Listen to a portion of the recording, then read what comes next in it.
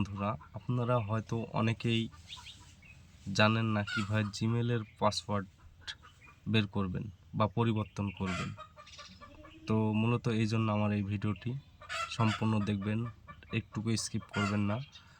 তো এমন ক্ষেত্রেই হয় যে আপনারা এক ডিভাইস থেকে অন্য ডিভাইসেতে জিমেল অ্যাকাউন্টটি অ্যাক্টিভ করবেন, তো সাইন আপ পাসওয়ার্ডের জন্য সাইন আপ করতে পারেন না। তো আসুন দেখে নিন কীভাবে আপনারা জিমেলের পাসওয়ার্ড পরিবর্তন করবেন।